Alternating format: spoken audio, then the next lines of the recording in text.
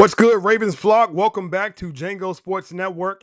We are getting down to decision time in Baltimore. The preseason is almost over. The Ravens have got to get this roster down to 53, and there are some players who have made these decisions a lot harder than I thought they were going to be.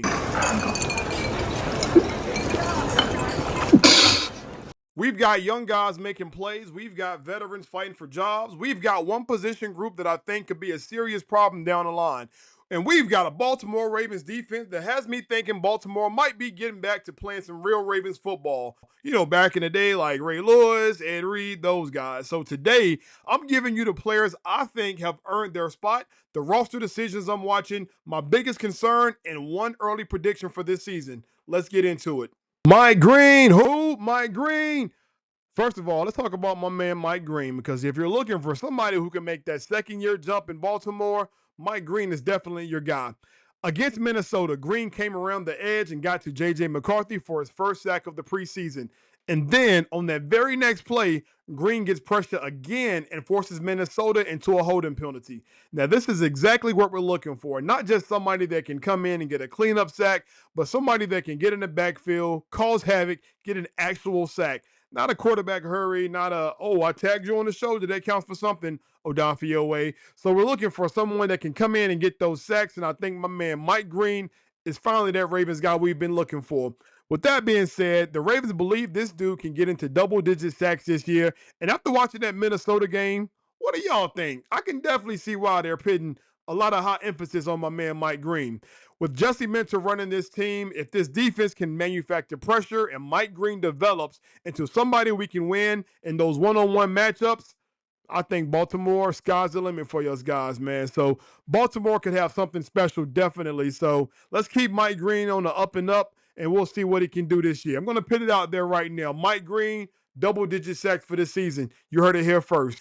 Ethan Burke may have had one of the biggest performances of anybody against Minnesota. My man had a sack, a forced fumble, two passes defended. Now, keep in mind, this guy's only a rookie free agent out there, undrafted guy at that, out there fighting for his life right now. Now, this is exactly the kind of player that Baltimore has built his reputation on finding, either during the late rounds of the draft, undrafted free agents that they normally bring on board. Then you got Rayshon Benny out there getting a sack. You've got Chandler Rivers out there running stride downfield, breaking up passes.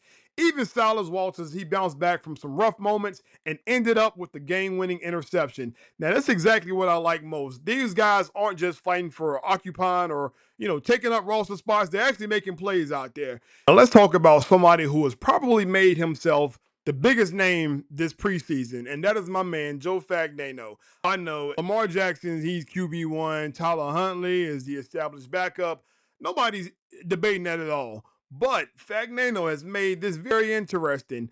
Against Minnesota, the undrafted rookie went 15 of 20 for 123 yards and one touchdown. And through his first two preseason games, he's thrown for 347 yards with two touchdowns and one interception.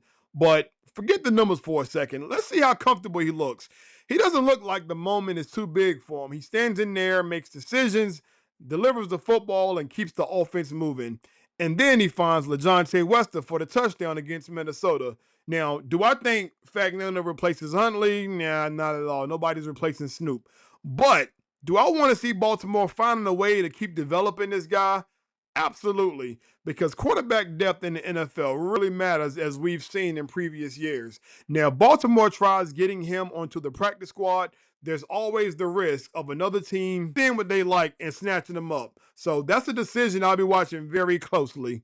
Now, speaking of that touchdown, LaJohntay Wester, Coach Prom's guy.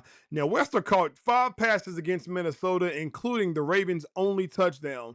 And what I like about Wester is that he's giving Baltimore another kind of receiver. He's only about 5'9", 170, but he's quick, he's tough over the middle, and he can contribute in the return game. Now, that's how you make yourself valuable, and when you're fighting for that bottom of the roster spot, you can get that last spot on the squad. Now, don't tell just the coaches, I can play just receiver. Tell them I can catch it, I can return it, I can make somebody miss. Put me on the field somewhere, coach. Now, Baltimore has some difficult decisions coming in at wide receiver, but I think Wester's doing a pretty good job he can do right now as far as forcing the Ravens to keep him around for the long haul. Now that brings us to this wide receiver room. At the top, we know what Zay Flowers brings. We know what Rashad Bateman can and possibly can't do. But what I'm really interested in is seeing the young guys behind him. Jacoby Lane has been getting attention all throughout camp, and at 6'4", he gives Baltimore a completely different body type. Then you've got Tez Walker, who took that Fagnagno pass 27 yards against Minnesota. Then Wester. Now that's why these last roster spots are starting to get a little fascinating, because I just don't want somebody to stay around that we're not gonna really use. But also how long they've been around. Keep the guys who can actually help Lamar. If one of these young receivers was clearly outplayed somebody else, then keep that young guy. Simple as that. Now we've got to talk about Tyler Loop. Because after missing that 49-yard field goal earlier in preseason, people started getting a little nervous, including myself. Against Minnesota, same distance, 49 yards, good. Holloway jumper, good. What did I tell you? Then he hits another one from 20, good. And during that joint practice before the game, he reportedly hit all 6 of his field goal attempts. Now, that's what you want to see from a young kicker. You're going to miss kicks. Even Justin Tucker missed some kicks sometimes. Every kicker misses. The question is, what happens after you miss? Luke came back and responded. Now, I'm not saying I'm ready to stop worrying about this guy. Nothing's been solved in my opinion. But that was a big step in the right direction. So kudos to you, Tyler Luke, for bouncing back. Please don't do that to us again, brother. Now, enough of the good. Now, let me tell you what does worry me. That doggone offensive line, and specifically the center position. Danny Penner's injury has made that competition much more important. You've got Ethan Pokic and Javane Gwynn fighting for that job, and Baltimore has to figure this out quickly, because we can talk about Lamar all day. We can talk about Zay Flowers. We can talk about Derrick Henry and all these weapons that the Ravens got. But none of that really matters if Lamar has somebody in his face every 2 seconds as soon as they call hike. Now, we saw some ugly moments against Minnesota. Rookie first-rounder Vega Lone had a rough opening series. Pressure allowed, holding penalty, another pressure. Now, I'm not panicking over a rookie having a bad preseason game. That's football, but Baltimore has Super Bowl expectations. This isn't a team where we're saying, hey, man, get them 2 or 3 years, we'll be all right. No, the window is now. Protect Lamar Jackson at all costs. Open holes in the run game. Figure out center, because if you're asking me for the one position group that could determine whether this team reaches the ceiling, that's definitely the offensive line. Now, as I sit here and reflect on my preseason prediction, we got Lamar Jackson. Anytime that we have Lamar Jackson healthy, Derrick Henry back there, I think we're destined to win at least 10 games in the season. Definitely making the playoffs this year. Our defense looks a heck of a lot better compared to the previous year. Whole new system. But right now, I want to hear from you guys, Ravens flock. Who's the one player that you think Baltimore definitely doesn't want to cut this year? Is it Fagnano? Is it Wester? One of these young defenders? And tell me this, how many games do you think the Ravens are winning this year? If you're new here, hit that subscribe button, like the video, and follow Django Sports Network, because we're here all season long.